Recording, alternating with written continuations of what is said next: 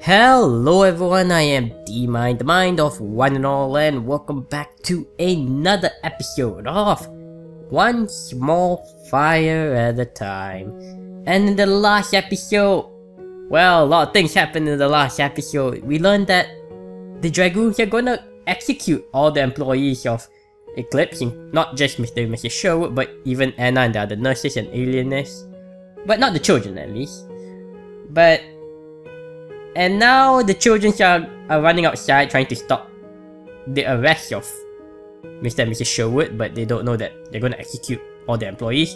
And Janice is now up here feeling sorry for herself because she thinks she murdered Candela, which, I mean, I can see why she thinks that, but it's not her fault, really. I sit in my bed, not budging to turn the light on. So they're going to close this madhouse down, huh? I've been here a long time. I thought I'd be here forever. Well, it doesn't matter. Who cares where I live? Without magic, I don't have a future. People just continue to mock me and pick on me for not being able to use magic. Whether I'm bullied in a madhouse or on the side of a dirty street, somewhere, it makes no difference to me. I don't care. I don't care about this madhouse. I don't care about the kids here. I don't care about Mr. and Mrs. Sherwood. I don't care about the alienists and the nurses. They're not my friends. I don't have any friends. Let them close this madhouse down. The police can do whatever they want. I don't care. I get up and walk to the desk.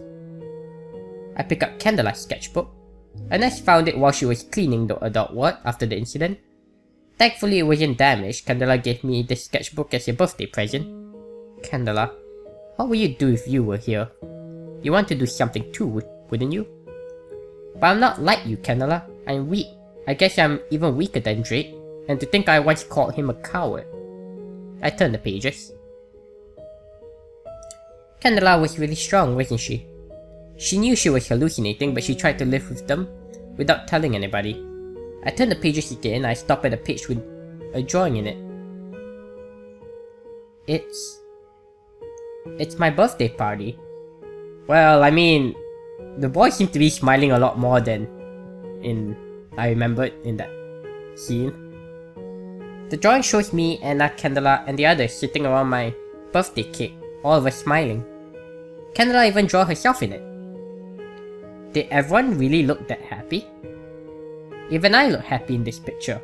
I don't remember ever smiling like that. Maybe Candela hallucinated smiles on our faces. That was it, right? That was the only explanation. No one would be happy for me. Right? Right. They were probably just happy because of the cake. What a stupid cake. And I even wanted me to make a wish before blowing the candles. But I didn't make a wish because... a wish. Candela made one. She made a wish in my stead. She said, I wish everyone here would be friends forever.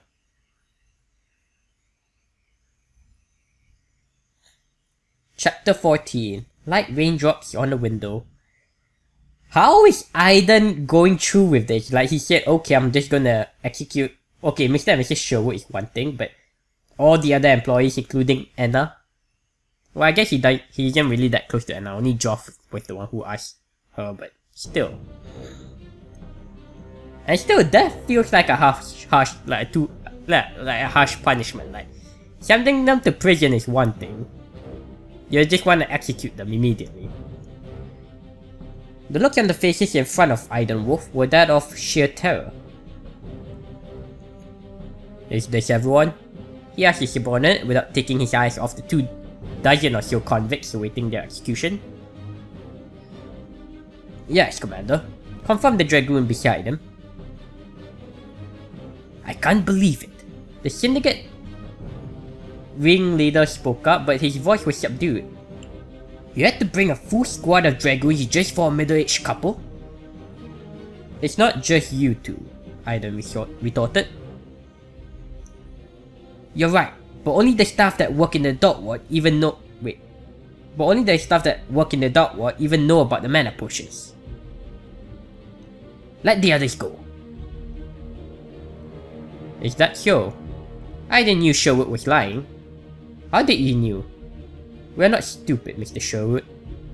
He must have been. We knew the madhouse was just a front. Your real business is selling artificial mana potions. You aimed to flood the market with your cheaper potions even though you knew they were harmful. The king's advisors were convinced that Sherwood was involved in something bigger. Everyone here is a member of your syndicate, aren't they? And the king relied on Aidan to put a stop to this criminal organization before it grew too big, before the dangerous potion spread throughout the kingdom and destroyed the citizens' minds. How did them just trying to make experiment with a new potion went to that extent? No! Colton Sherwood shouted. You're wrong. We know your kind. The king's decision to mobilize the Dragoon was justifiable.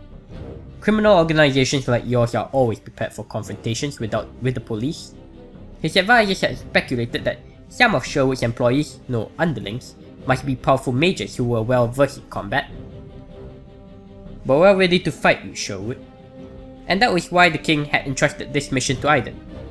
This was his duty. Fight you? One of the underlings blurted out. It's enough. We're just here to help the inmates. We wouldn't even dream of... Silence! The commander's voice blared. All the convicts were so shocked that no one dared make a sound. There must have been a misunderstanding, Commander, the ringleader's wife murmured. I only make potions for Eclipse's own use. I started making them because Colton didn't want to take magic away from the children. Aidan snorted at such an obvious lie. Why don't you buy mana potions like everyone else? Because they are expensive. Mana potions are heavily taxed by the government. If we bought potions legally, we wouldn't have enough money left to run the madhouse. Running a madhouse is already costly enough as it is. Even public madhouses don't get adequate funding from the government because nobody cares about lunatics. That's why many madhouses don't provide potions to the inmates. Those who do either have to charge really expensive admission fees or they're sorely understaffed and have inadequate facilities. Maybe Oriel's potions do cause psychosis, Sherwood said. But did you know, Commander, that without potions, the inmates' madnesses can get even worse? Those who are depressive get more depressed. Those who are anxious feel vulnerable without magic. Those who are psychotic hallucinate about casting spells. It often happens in other madhouses. Some alienists think that lunatics shouldn't use magic at all, so they don't give inmates mana potions. Instead of helping them, they deny them magic, which only makes their lunacy worse. This was the first time Aidan had heard of it. Had the king's advisors considered that? Then why did you try to sell the potions to Lord Godwin?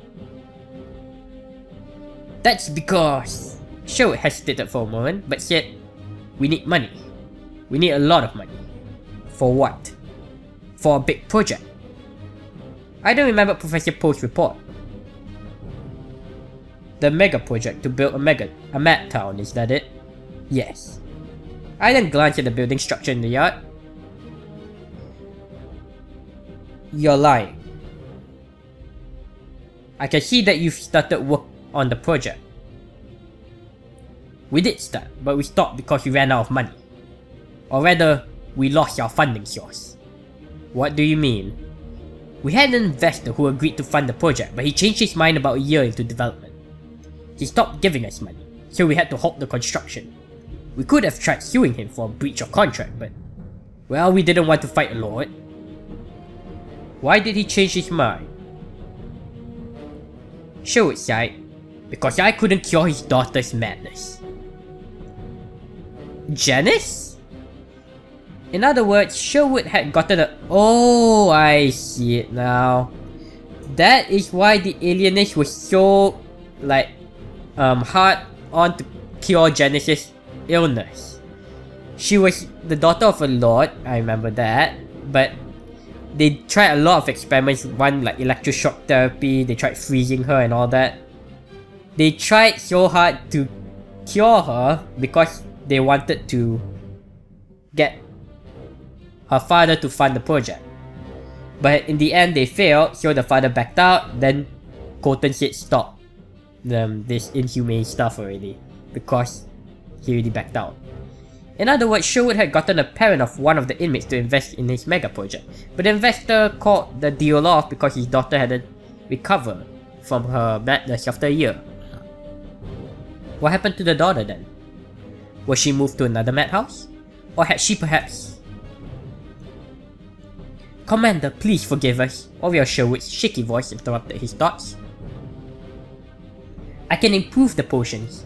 I'm already making some progress from observing the inmates who develop psychosis.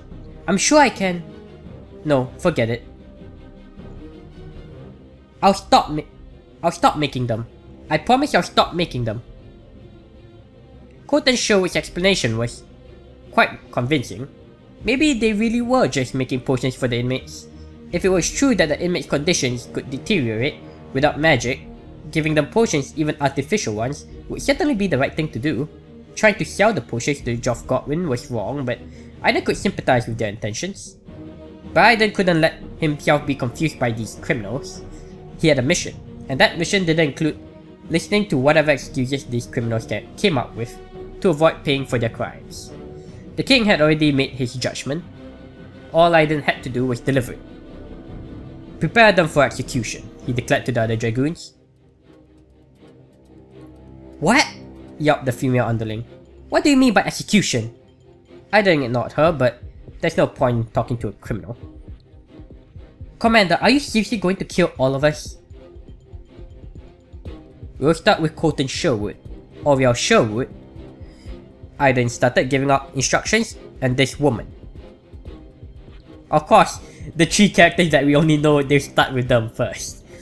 The dragoons had the three convicts kneel a few paces in front of the commander and two other dragoons. Behind them, the other convicts watched in horror, some weeping quietly, but none of them dared to utter a single word. Mr. Sherwood, Aidan said, I would ask you if you had any last words, but I think I've given you more than enough time to speak your mind. And it wouldn't matter what else he said at this point. Aidan aimed his hand at the ground under Colton Sherwood's knees. The convict closed his eyes, but if he hoped it would calm him down, his face proved it wasn't working. Suddenly, Aidan heard a shout. Wolf, stop it! Wolf, are you insane? Geoff Godwin wasn't his usual calm, composed self who never let his emotions show. He fumed like an enraged beast. You can't just kill everyone. Most of them know nothing about the mana potions.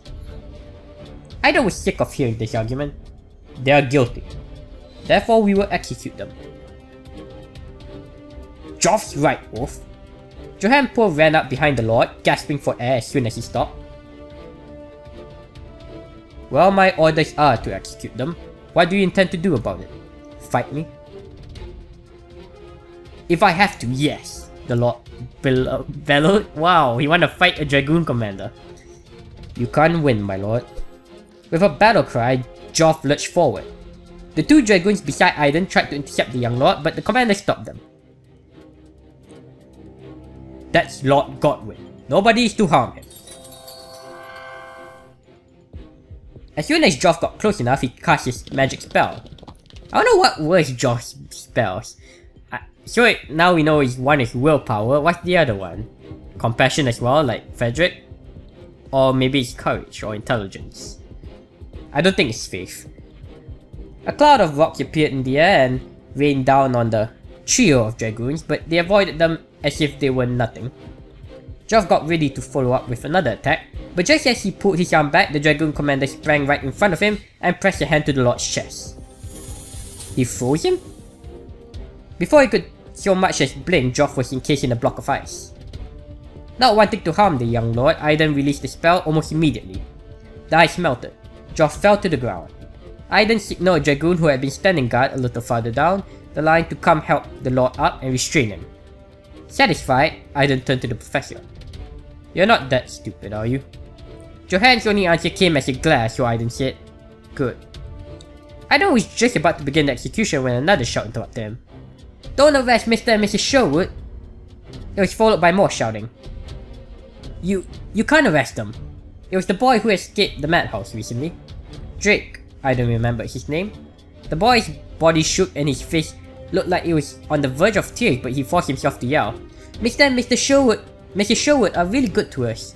They are He stopped abruptly when he spotted the 3 people on their knees. Why? What? What are you going to do to them? Are you going to kill them?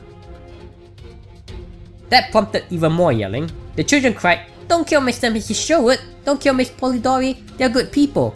Aidan couldn't make out what else they were saying, but he understood that they were pleading for him to spare the criminals' lives. As if Aidan could do that. "Can't you hear the children?" the professor said.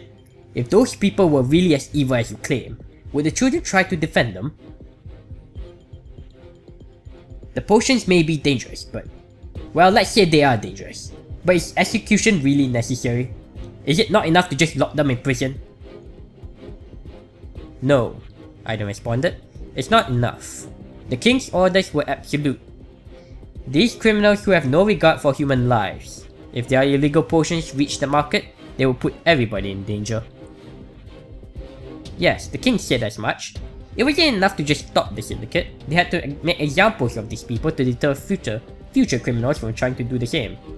By executing them, the government would send a strong message to the world that artificial mana potions that put people's life in danger would never be tolerated. Let it be known that there would be no mercy for people who tried to exploit others' lives just to make some profit. You said it yourself, Professor. You're certain that these potions are dangerous. We can't let this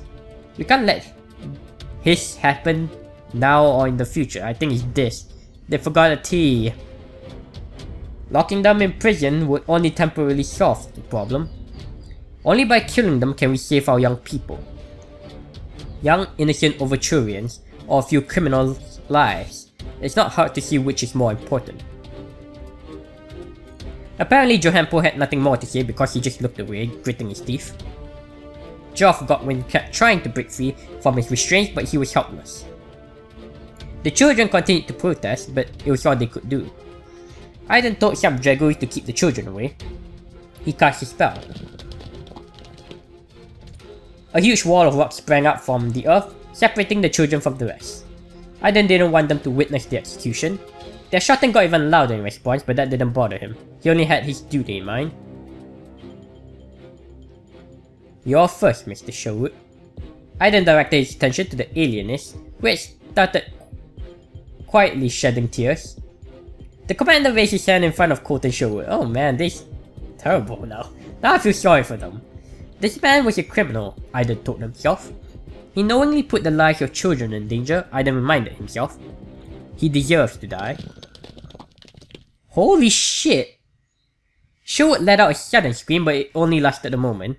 However, it was replaced by screams from the 2 women beside him and some people behind him. Blood spurted from the hole in Sherwood's chest, and more trickled down the massive spike of rock, impaling his back slowly, like raindrops on a window until it reached the ground and stained the earth red. Ha! I wonder if I could have stopped this. No, the wife cried. Aidan saw the horrified faces of the other convicts. They already knew they were going to be executed, but now they knew just how real it was. The realization that they were truly going to die must have dawned on them.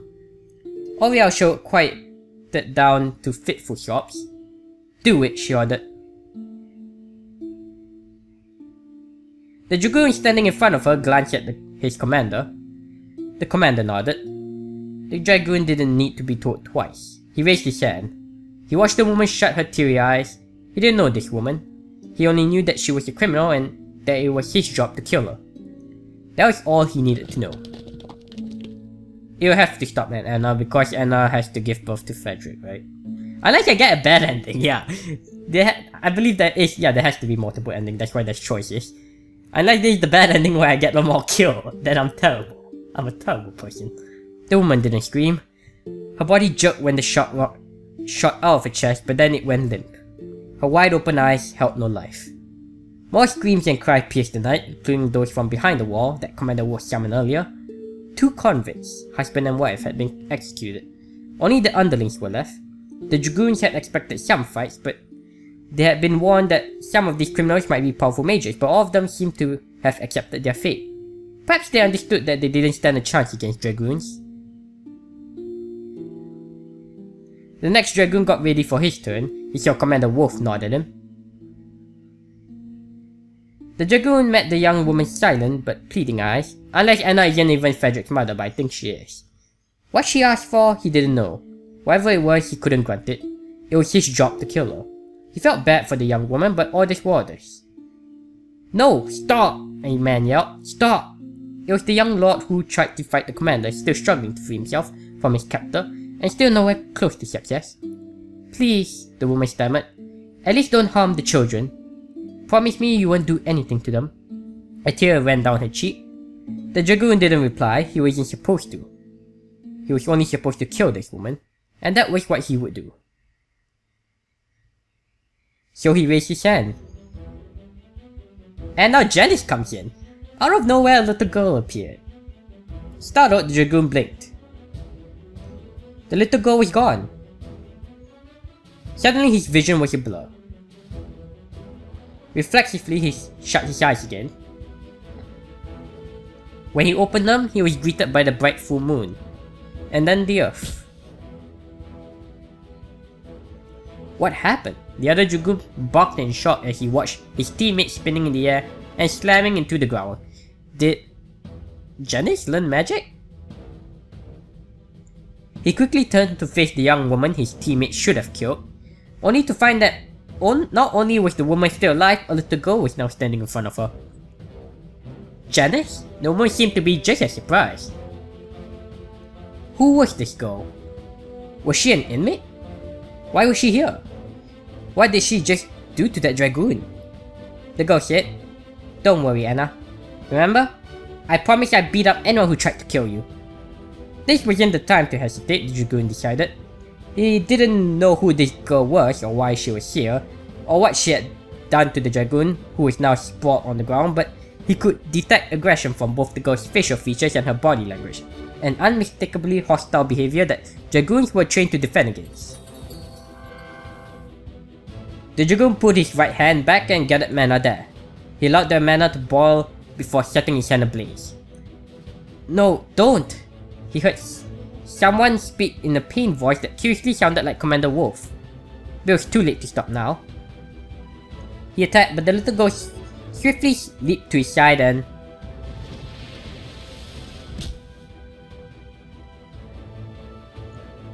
But there's at least half a dozen or so Dragoons. Chapter 15, Hellfire. Okay, but there's still a bunch of Dragoons.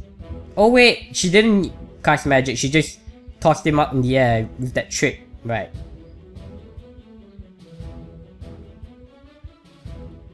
What happened? Another Dragoon barks in shock after I throw his friend into the air and onto the ground hard. He turns to face Anna and I quickly position myself between them, ready to face this next Dragoon. Janice? Don't worry, Anna. Remember, I promised I'd beat up anyone who tried to kill you. And the same guy gets thrown again. The Dragoon seemed surprised, but I guess he decided that I'm a threat. He pulls his right hand back and allows it to burst into flame. No, don't. The Dragoon attacks. But I slide out of the way and move behind the Dragoon. I use my right hand to deflect his spellcasting hand, and the other to reach for the nape of his neck. Once we're in this position, I'm supposed to push it down on his neck, but since my opponent is a grown man who is much stronger than me, I decided to get a little creative with his stick down. I grip his neck from behind, but before I push down I dig into the pressure points lining his neck, causing him to reflexively jolt in pain. Then I push down. This plus his low off-balance positions allow me to easily control the Dragoon's movement and swing him around. Now we're facing opposite direction and his body fires. I rotate with him, lining my arm at his neck, perpendicular to his body. At this point, one might be tempted to use this arm to slam the opponent down with as much force as possible, but that probably won't work. Again, I'm a small teenage girl and my opponent is a Dragoon. Fortunately, there's a better way. As one gets up, a certain amount of momentum is created. Taking advantage of this, I push the man forwards, disrupting his balance while raising my arm underneath the Dragoon's chin. In one smooth motion, my arm makes an arch in the air, which forces the Dragoon's chin up and backward in a circular motion. In turn, this forces the Dragoon's head to follow the motion. But since his head can only travel backward so far, Before snapping his neck, his body instinctively follows. The bigger they are, the harder they fall. Ugh! The Dragoon crashes to the ground, instantly knocking him unconscious. These are techniques one can use to safely break a fall, but I guess they don't teach those in magic schools. They're lost. But now's not the time to rejoice, the battle isn't over. Seeing two of their teammates defeated sends the rest of the Dragoons into panic. They scramble to surround me and prepare to attack. This isn't going to be easy. But I'm not going to back down. I'll protect Candela's wish. A Dragoon charges at me from my left, another from my right. They cast their spells at the same time. You know the kids that were blocked off by the rock wall? Some of them know earth magic, they can just break the wall down. Well, I guess they're not strong enough, that wall might be really thick or whatever, and they might not be strong enough to break it. But they can jump over it or something, I don't know. Being attacked from both sides means there is only one thing I can do. Go forward. I sprint ahead toward the third Dragoon. Behind me comes the intermixed sounds of gushing water and blazing fire. I don't look back. The Dragoon in front of me gets his spell ready. I keep running. He aims his hand straight ahead and then... Stop it! Commander moves with astonishing speed and seemingly from out of nowhere emerges between me and the Dragoon. I stop. Stop it. Commander glares at the Dragoons while gritting his teeth and panting. His hand is grasping at his chest. Did sprinting here really tire him out that much? He finally takes a couple of deep breaths and scowls at me. Janice, what do you think you're doing? Go back inside. I'm here to protect Candela's wish.